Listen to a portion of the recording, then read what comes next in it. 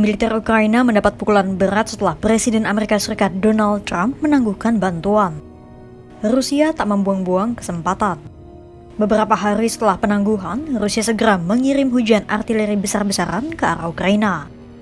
Menanggapi serangan itu, Trump yang sebelumnya menunjukkan tendensi pro-Rusia tiba-tiba menyebut berencana menjatuhkan sanksi kepada Moskwa.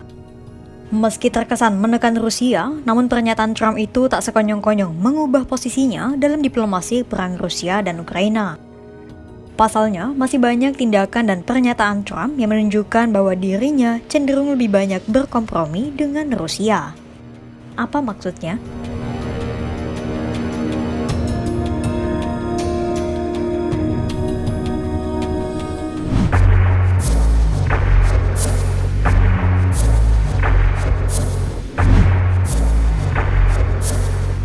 Pertama-tama, mari kita kembali mengulas apa yang terjadi pada Senin 3 Maret 2025 yang lalu. Hari itu, Trump memerintahkan penangguhan sementara bantuan militer Amerika Serikat untuk Ukraina. Beberapa hari kemudian, giliran keran aliran informasi intelijen CIA soal pergerakan militer Rusia yang dihentikan.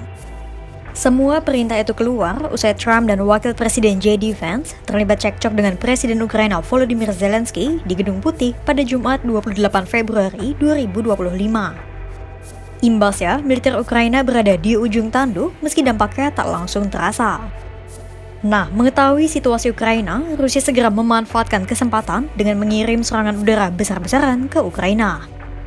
Rusia menghujani sejumlah kota Ukraina dengan artileri hingga menewaskan 11 orang serta melukai 40 orang lainnya.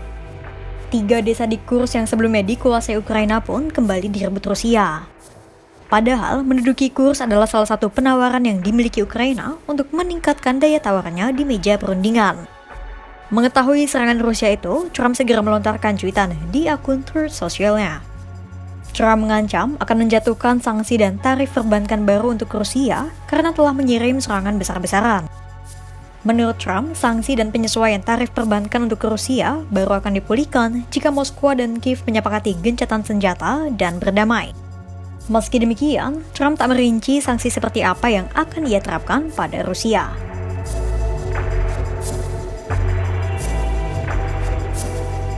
Trump kemudian mendorong Rusia dan Ukraina untuk sesegera mungkin duduk di satu meja dan melakukan perundingan.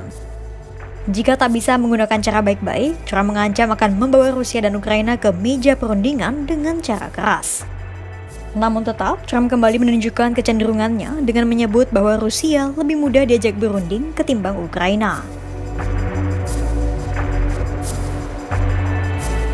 Pertanyaannya, apakah Trump benar-benar serius mengancam Rusia?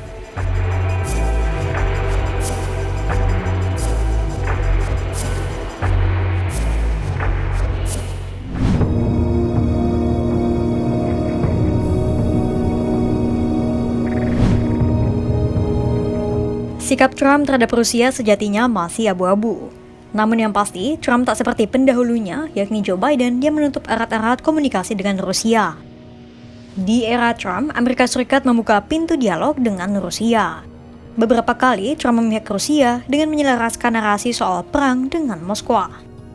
Trump bahkan pernah menuduh Ukraina sebagai pencetus perang dan menyebut bahwa Rusia lebih mudah untuk diajak berdiskusi ketimbang Kiev. Tak hanya itu, di lain hari, pemerintahan Trump bahkan dilaporkan tengah menyusun rencana untuk meringankan sanksi ekonomi terhadap Rusia, terutama di sektor energi Moskwa. Tujuannya tak lain dan tak bukan untuk kembali memulihkan hubungan ekonomi dan diplomasi Rusia dengan Amerika Serikat. Langkah yang memupuk rasa optimis bagi para pengusaha di Rusia. Kelompok industri utama Rusia bahkan menyebut mereka telah membahas soal pencabutan sanksi dengan Kamar Dagang Amerika Serikat di Rusia. Mereka membahas soal potensi pencabutan sanksi terhadap industri penerbangan Rusia hingga potensi kembalinya bank-bank Rusia dalam sistem transfer bank global. Bahkan pada Jumat 8 Maret 2025 lalu, Kementerian Luar Negeri Rusia telah mengajukan permintaan kepada Amerika Serikat soal industri penerbangan. Kemenlu Rusia meminta agar Washington mau kembali membuka wilayah udara Amerika Serikat untuk lalu lintas penerbangan maskapai Rusia. Pasalnya, sejak 2022, baik Amerika Serikat maupun sekutu barat pendukung Ukraina lainnya telah menutup ruang udara mereka untuk dilewati maskapai Rusia. dan juga sikap-sikap pemerintahan Trump lainnya yang menunjukkan tendensi ke arah Rusia. Itulah mengapa ancaman Trump yang menyebut dirinya mempertimbangkan sanksi untuk Rusia dianggap oleh sejumlah pihak hanya omong-omong belaka. Salah satunya oleh mantan juru bicara Dewan Keamanan Nasional Amerika Serikat era Joe Biden, Sean Safed. Sean menyebut cuitan soal sanksi Rusia hanyalah kenaifan Trump, dan dibalik itu Amerika Serikat justru semakin memperkuat Rusia dengan menarik bantuan Ukraina.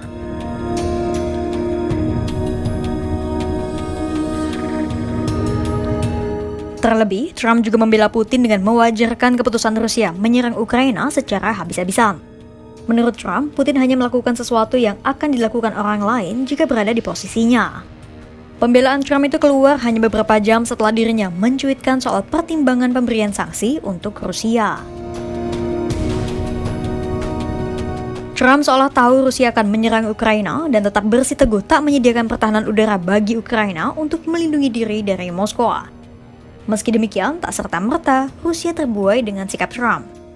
Karena setelah Presiden Amerika Serikat itu mencuitkan soal sanksi baru, Kepala Ekonom di Renaissance Capital, Oleg Kozmin menyebut situasi antara Amerika Serikat, Rusia, dan Ukraina masih abu-abu.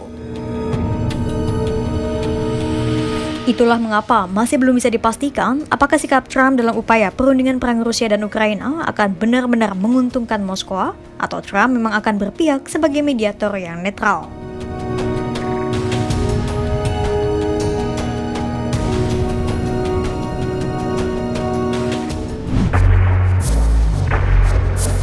Trump mengancam akan menjatuhkan sanksi perbankan baru untuk Rusia setelah Moskow menyerang Ukraina dengan badai artileri. Meski demikian, pernyataan Trump itu dipertanyakan keseriusannya, mengingat belakangan Presiden Amerika Serikat itu menunjukkan tendensi ke arah Rusia. Ditambah, tak lama setelah mengancam menjatuhkan sanksi untuk Rusia, Trump justru melemparkan pernyataan publik pembelaan dirinya terhadap Putin. Kesimpulannya, meski situasi masih abu-abu, namun publik seolah bisa membaca ke arah mana Trump akan menempatkan keberpihakannya di tengah proses upaya penyelesaian perang Rusia dan Ukraina. Kira-kira jalan tengah apa yang akan diambil semua pihak yang terlibat untuk mencapai kesepakatan perang Rusia dan Ukraina? Simak terus perkembangannya hanya di kanal YouTube Kompas.com.